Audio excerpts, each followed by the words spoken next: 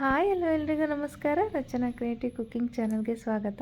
ನಾನಿವತ್ತು ಹೀರೆಕಾಯಿನ ಬಳಸ್ಕೊಂಡು ಮಸ್ಕಾಯಿ ಮಾಡ್ತಾಯಿದ್ದೀನಿ. ನೋಡೋಣ ಬನ್ನಿ ಹೇಗಾಗುತ್ತೆ ಅಂತ. ಮೊದಲಿಗೆ ಇಲ್ಲಿ ನಾನು ಕುಕ್ಕರ್ ಇಟ್ಕೊಂಡಿದ್ದೀನಿ. ಅದಕ್ಕೇ ನಾನಿವಾಗ ಒಂದು 1/4 ಕಪ್ಪು ಹೆಸ್ರುಬೇಳೆ, 1/4 ಕಪ್ಪು ತೊಗರಿಬೇಳೆ, 1/4 ಕಪ್ ಮೈಸೂರು ಬೇಳೆನ ಮೂರನ್ನು ಮಿಕ್ಸ್ ಮಾಡ್ಕೊಂಡು ತೊಳೆದಿಟ್ಕೊಂಡಿದ್ದೆ, ಅದನ್ನ ಹಾಕ್ಕೊಂಡಿದ್ದೀನಿ. ಹಾಗೆ 2 ಮೀಡಿಯಮ್ ಸೈಜ್ ಟೊಮೊಟೊ ಸಹ ಹಾಕ್ಕೊಂಡಿದ್ದೀನಿ. 1 ಮೀಡಿಯಮ್ ಸೈಜ್ ಹೀರೆಕಾಯಿನ ಚಿಕ್ಕ ಚಿಕ್ಕದಾಗಿ ಕಟ್ ಮಾಡಿ ಹಾಕ್ಕೊಂಡಿದ್ದೀನಿ. 1 ಮೀಡಿಯಮ್ ಸೈಜ್ದು ಈರುಳ್ಳಿ ಸಹ ಹಾಕ್ಕೊಂಡಿದ್ದೀನಿ. ನಂತರ 1 ಕಪ್ ಹಸಿ ತೆಂಗಿನಕಾಯಿ ತುರಿ ಹಾಕ್ಕೊಂಡಿದ್ದೀನಿ. ಒಂದು 6ರಿಂದ 8 ಎಸಳು ಬೆಳ್ಳುಳ್ಳಿ ಹಾಕ್ಕೊಂಡಿದ್ದೀನಿ. 1 ಸ್ಪೂನ್ ಜೀರಿಗೆ,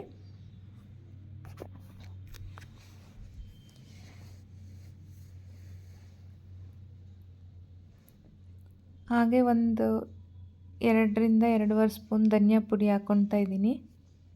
ನಾನಿಲ್ಲಿ ಹಸಿಮೆಣ್ಸಿನ್ಕಾಯಿನ ಬಳಸಿಲ್ಲ, ಖಾರದ ಪುಡಿ ಹಾಕ್ಕೊಳ್ಳೋಣ. ಇದು ಸಹ ಅಷ್ಟೇ 2 ಸ್ಪೂನ್ ಹಾಕ್ಕೊಂಡಿದ್ದೀನಿ.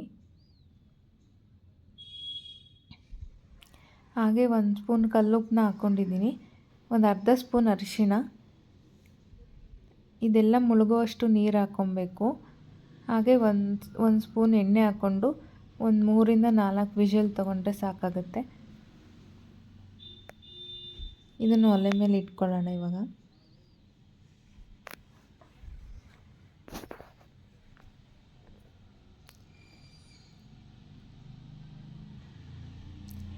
ಈಗ 3ರಿಂದ 4 ವಿಷಲ್ ತೊಗೊಂಡಿದ್ದೆ.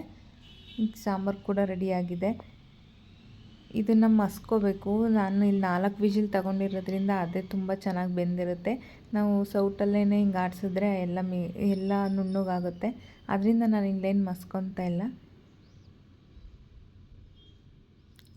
ನಾನೀಗೊಂದು ಪಾತ್ರೆಗೆ ಹಾಕ್ಕೊತಾ ಇದ್ದೀನಿ ಕುಕ್ಕರಿಂದ ಸಾಂಬಾರನ್ನ.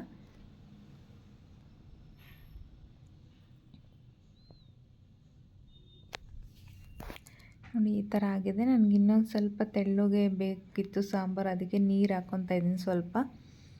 ನೀವು ಎಷ್ಟು ಕನ್ಸಿಸ್ಟೆನ್ಸಿ ಬೇಕೋ ಅಷ್ಟಕ್ಕೆ ನೀರು ಹಾಕ್ಕೊಂಡು ಅಡ್ಜಸ್ಟ್ ಮಾಡ್ಕೋಬೋದು.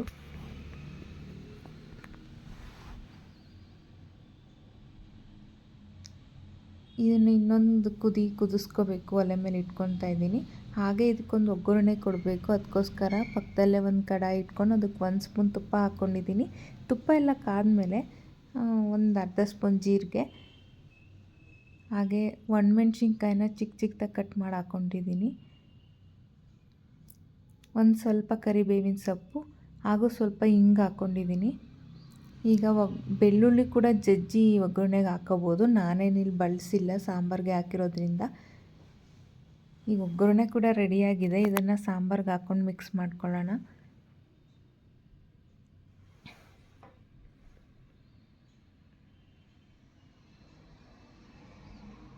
ನೋಡಿದ್ರಲ್ಲ ಎಷ್ಟು ಈಸಿಯಾಗಿ ಮಾಡ್ಕೋಬೋದು ಅಂತ.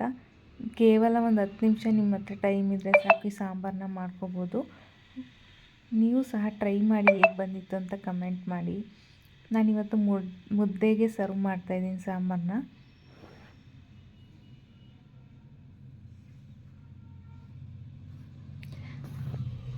ಮುದ್ದೆ ಮತ್ತು ರೈಸಿಗೆ ಬೆಸ್ಟ್ ಕಾಂಬಿನೇಷನ್ ಅಂತಲೇ ಹೇಳ್ಬೋದು.